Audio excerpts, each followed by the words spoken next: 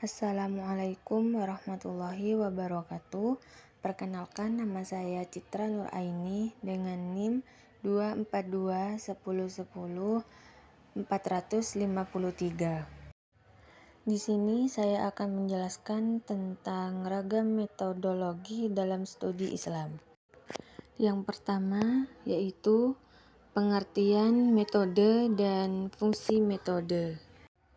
Pengertian metode. Metode berasal dari bahasa Yunani methodos yang terdiri dari dua kata yaitu meta dan hodos. Meta berarti melewati, menempuh, melalui, dan hodos berarti cara atau jalan. Metode dapat diartikan sebagai suatu cara atau jalan yang ditempuh. Metode dijelaskan sebagai cara teratur yang digunakan untuk melaksanakan suatu pekerjaan agar tercapai sesuai dengan yang dikehendaki. Cara kerja yang bersistem untuk memudahkan pelaksanaan suatu kegiatan guna mencapai tujuan yang ditentukan. Dalam studi ilmiah, metode menyangkut masalah cara kerja untuk memahami objek yang menjadi sasaran ilmu yang bersangkutan. Menurut istilah terminologi, metode adalah ajaran yang memberi uraian, penjelasan, dan penentuan nilai. Metode biasanya digunakan dalam menyelidiki keilmuan, bahwa metode adalah kelogisan penelitian ilmiah, sistem dengan prosedur dan teknik riset. Fungsi metode adalah sebagai alat untuk mencapai tujuan atau bagaimana cara melakukan atau membuat sesuatu. Selanjutnya, pengertian metodologi. Metodologi dapat diartikan sebagai suatu ilmu tentang cara yang digunakan untuk memperoleh suatu kebenaran dengan menggunakan penelusuran dengan urutan atau tata cara tertentu, sesuai dengan apa yang akan dikaji atau diteliti secara ilmiah. Penggunaan metode dalam studi ilmiah disebut metodologi, yang berasal dari kata metodos dan logos, yang berarti ilmu atau bersifat ilmiah. Metodologi berasal dari tiga kata bahasa Yunani yaitu meta, hetodos, dan logos. Meta berarti maju, menuju, melalui, dan mengikuti. Hetodos berarti jalan atau cara. Maka ketika dua kata tersebut menjadi satu kata metodos atau metode, kata tersebut berarti jalan atau cara yang harus dilalui untuk mencapai sesuatu. Selanjutnya, filologi. Filologi berasal dari bahasa Yunani philologia yang merupakan gabungan kata philos yang berarti teman dan logos yang berarti pembicaraan atau ilmu. Dalam bahasa Yunani, philologia berarti senang berbicara. Kemudian ia mengalami perkembangan makna menjadi senang belajar, senang kepada ilmu, senang kepada tulisan-tulisan. Kemudian berkembang lagi menjadi senang kepada tulisan-tulisan yang bernilai tinggi, seperti karya-karya sastra. Kata filologi sebagai istilah mulai dipakai pada kira-kira abad ke-3 sebelum Masehi oleh sekelompok ahli dari Iskandaria, yaitu merujuk pada penyebutan keahlian yang diperlukan dalam pengajian peninggalan tulisan yang berasal dari kurun waktu ratusan tahun sebelumnya. Ahli dari Iskandaria yang pertama kali melontarkan istilah filologi adalah Eratosthenes. Ketika itu, para ahli ini berhadapan dengan sejumlah peninggalan tulisan yang bermacam-macam bentuk dan kondisi fisik peninggalan tersebut mengalami banyak kerusakan atau korup. Filologi merupakan suatu disiplin yang berkaitan dengan studi terhadap hasil budaya manusia pada masa lampau, seperti buah pikiran, perasaan, kepercayaan, adat istiadat, dan nilai-nilai yang berlaku dalam suatu masyarakat. Oleh karena itu, filologi digolongkan ke dalam ilmu-ilmu kemanusiaan atau ilmu-ilmu humaniora. Jika filologi dikaitkan dengan Islam, maka ia merupakan suatu disiplin yang mempelajari dan menekuni hasil budaya Islam pada masa lampau, baik berupa pemikiran, perasaan, kepercayaan, adat istiadat, ataupun nilai-nilai yang berlaku dalam masyarakat Islam. Cara kerja filologi. Filologi diperlukan karena munculnya ragam-ragam teks yang tersimpan dalam naskah. Cara kerja filologi. Filologi diperlukan karena munculnya ragam-ragam teks yang tersimpan dalam naskah. Adanya variasi-variasi untuk sesuatu informasi masa lampau yang terkandung dalam naskah, itulah yang melahirkan kerja filologi.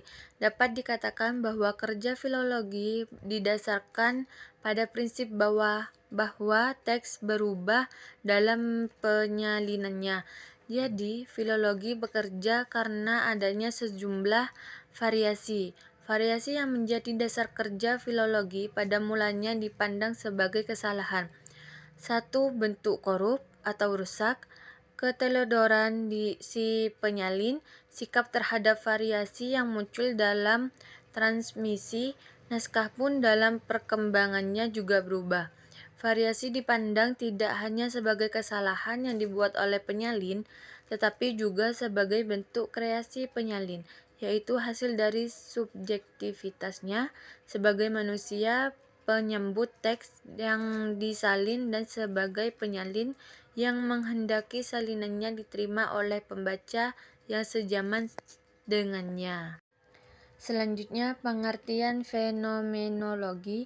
Istilah fenomenologi berasal dari bahasa Yunani, yaitu painomen, yang berarti menampakkan atau memperlihatkan, dan terbentuk dari akar kata fantasi, phantom, dan fosfor, yang artinya sinar atau cahaya. Dari kata terbentuk kata kerja tampak, terlihat karena bercahaya. Dalam bahasa Indonesia sering dipakai dalam istilah gejala, yaitu suatu hal yang tidak nyata dan semu. Kebalikan kenyataan juga dapat diartikan sebagai ungkapan kejadian yang dapat diamati oleh indera, atau secara harfiah fenomena dapat diartikan sebagai suatu gejala atau sesuatu yang menampakkan. Beberapa prinsip yang perlu diperhatikan dalam fenomenologi. Yang pertama, tidak menggunakan kerangka pemikiran tertentu untuk menilai kebenaran pandangan subjek. Hal tersebut dikarenakan tugas peneliti bukanlah menilai atau menentukan kebenaran pandangan keagamaan yang diteliti, namun mendeskripsikannya sebaik mungkin melalui perspektif penganutnya. Yang kedua, pandangan keagamaan yang didapat juga tidak memerlukan penilaian. Dalam kacamata fenomenologi, kata kesadaran adalah benar. Yang ketiga, dalam melihat fenomena atau subjek, peneliti dapat dianalogikan sebagai murid yang ingin memahami pandangan keagamaan suatu individu atau komunitas dan bermaksud mendeskripsikannya sesuai pemahaman individu tersebut. Yang keempat, peneliti harus selalu mengingat bahwa tujuan utamanya adalah mengungkapkan pandangan, keyakinan, atau kesadaran kolektif masyarakat terhadap suatu fenomena keagamaan.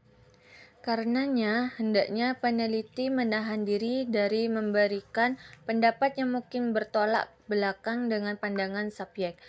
Konsep-konsep inilah yang akan dibawa dalam ranah komunikasi antar agama sebagai pendekatan awal dalam memahami konsepsi agama menurut kacamata penganutnya. Cara kerja fenomenologi dalam studi Islam sebagai landasan dalam fenomenologi agama. Fenomenologi agama menjadikan agama sebagai objek studi menurut apa adanya. Atau dengan kata lain, ia menjelaskan fenomena keagamaan sebagai yang ditunjukkan oleh agama itu sendiri. Selanjutnya, metode sosio-historis kritis dalam sejarah Islam oleh orientalis tersebut menghasilkan beberapa tesa yang menghebohkan masyarakat muslim tradisional yang minted, penuh semangat. Hal inilah yang menyebabkan metode kritis historis sama sekali tidak berkembang di kalangan pemikir muslim sampai dengan pertengahan abad ke-20 Masehi. Mereka tidak hanya menentang pemikiran orientalis barat, tetapi juga menolak metode kritis historis tersebut. Tidak berkembangnya metode kritis historis dalam pemikiran Islam dengan penuh keprihatinan dan harapan mengungkapkan dalam halaman-halaman terakhir buku modern Trend in Islam bahwa ia tidak ingin mengatakan jalan yang harus ditempuh demi kemajuan umat Islam. Hanyalah melalui pengambil alihan metode historis dari Barat, dunia Islam seharusnya berusaha menciptakannya kembali dan membangunnya di atas landasan kritik historisnya sendiri yang sudah ada di masa-masa awal sejarahnya sepanjang dapat diterapkan dan diperlukan. Muslim ingin membangun metode berdasarkan landasan-landasan pemikiran Islam. Hendaklah ia tidak tergoda untuk memperkecil sejarah menjadi pola konsep-konsep yang abstrak. Fakta-fakta sejarah yang konkret harus dilihat dalam hubungan-hubungan tertentu yang bersifat konkret pula. Pandangannya akan serba mencakup atau sebagaimana pandangan sejarawan yang benar. Hasil-hasil kerja nalar yang lebih tinggi daripada hasil-hasil kerja manusia awam. Komparatif dalam studi Islam atau Islamic Studies dapat dikatakan sebagai usaha untuk mempelajari hal-hal yang berhubungan dengan agama Islam. Dengan kata lain, usaha sadar dan sistematis untuk mengetahui dan memahami serta membahas secara mendalam tentang seluk-beluk atau hal-hal yang berhubungan dengan agama Islam, baik berhubungan dengan ajaran, sejarah maupun praktik-praktik pelaksanaannya secara nyata dalam kehidupan sehari-hari sepanjang sejarahnya. Usaha mempelajari agama Islam dalam kenyataannya bukan hanya dilaksanakan oleh kalangan umat Islam saja, melainkan juga dilaksanakan oleh orang-orang di luar kalangan umat Islam. Di kalangan umat Islam, studi keislaman bertujuan untuk memahami dan mendalami serta membahas ajaran-ajaran Islam agar mereka dapat melaksanakan dan mengamalkannya dengan benar. Penerapan metode komparatif ini nampaknya telah berkembang dan maju dalam tradisi intelektual Muslim, baik segi waktu, bidang kajian, produk-produk. Perbandingannya dibuktikan dalam berbagai bidang seperti komparasi mazhab, fikih, dan komparasi bidang politik dan akidah.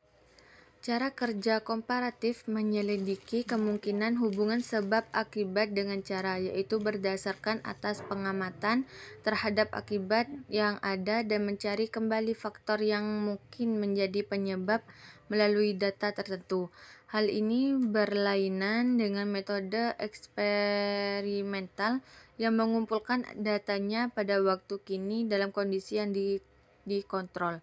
Ciri pokok penelitian komparatif bersifat ex post facto, artinya data dikumpulkan setelah semua kejadian yang dipersoalkan berlangsung atau lewat.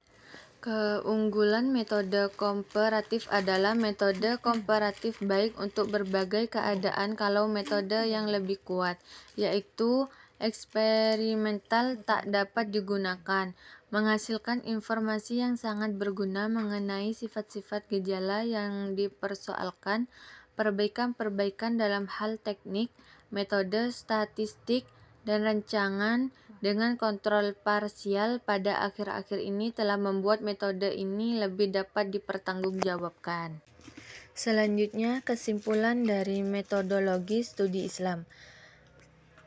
Kesimpulannya adalah metodologi studi Islam merupakan mata kuliah yang mengkaji tentang agama Islam, baik Islam sebagai agama saja, sebagai budaya maupun sebagai ilmu. Selanjutnya yaitu kesimpulan dari metodologi studi Islam. Kesimpulannya adalah metodologi studi Islam merupakan mata kuliah yang mengkaji tentang agama Islam, baik Islam sebagai agama saja, sebagai budaya maupun sebagai ilmu. Tentang Islam melalui metode-metode dan pendekatan-pendekatan ilmiah, sehingga mahasiswa mampu memahami Islam secara luas dan ilmiah. Dengan demikian, diharapkan mahasiswa mampu memahami Islam sebagai agama yang menuntun manusia mencapai akhlakul karimah dan kehidupan yang baik. Sekian dari saya. Wassalamualaikum warahmatullahi wabarakatuh.